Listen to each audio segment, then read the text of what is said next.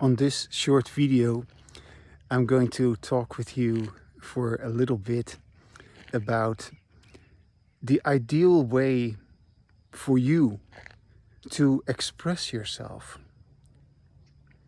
You see, we all, of course, have our own language and our own abilities with our language. Yeah, you only have so many words, and you only have so many possibilities with your language, with the vocabulary that you possess.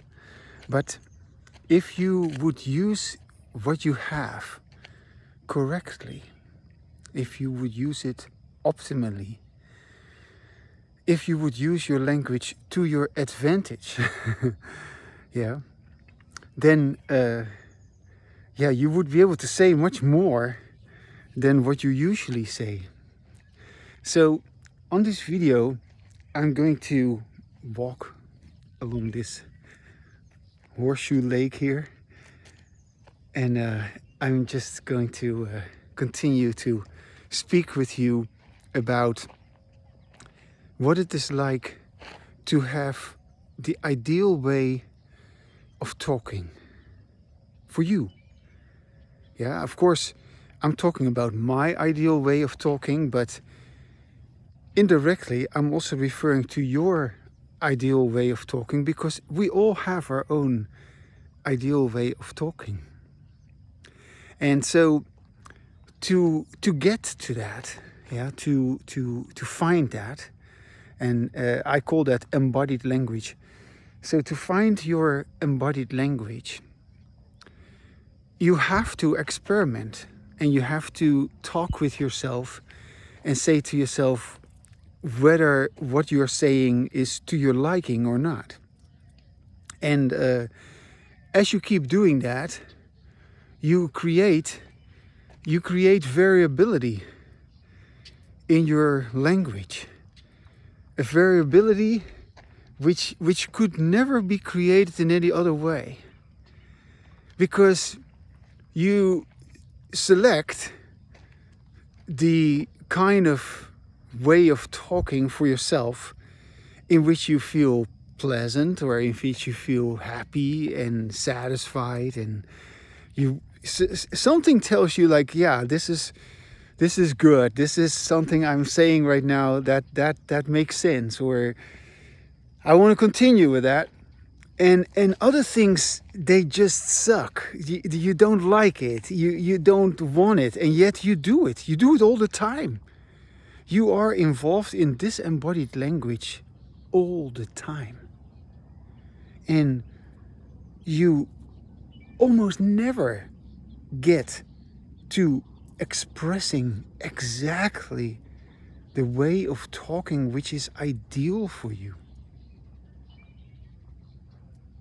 Yeah. I am talking about embodied language. And that's the ideal way for us to express ourselves. And of course, once you are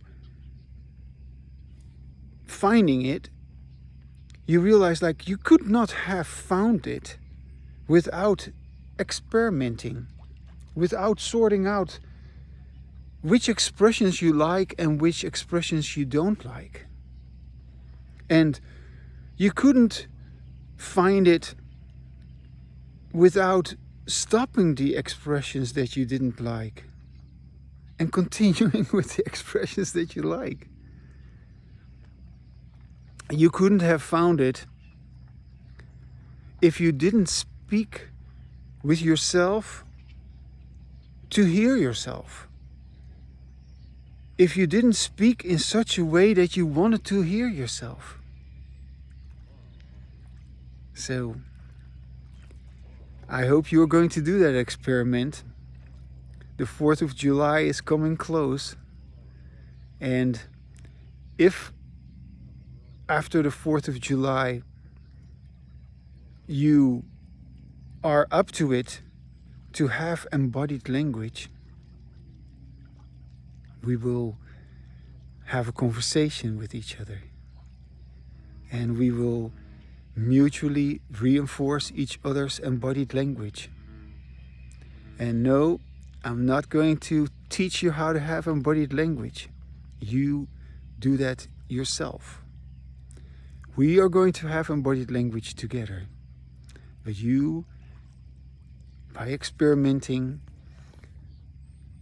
you hopefully find your ideal way of talking, and then we will talk like that together. And that will be truly a wonderful celebration of Independence Day. Yeah, the day on which the United States became free from England. But in this case, we become free as individuals from the language of the group. Yeah. The language of the group, which is disembodied language in which we listen to others and we make other people listen, but we're not listening to ourselves.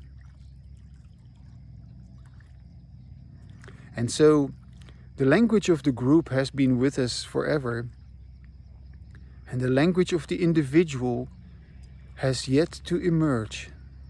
It has emerged in me, and now it is up to you to claim your own individual freedom with your language. And I look forward to talking with you after the 4th of July.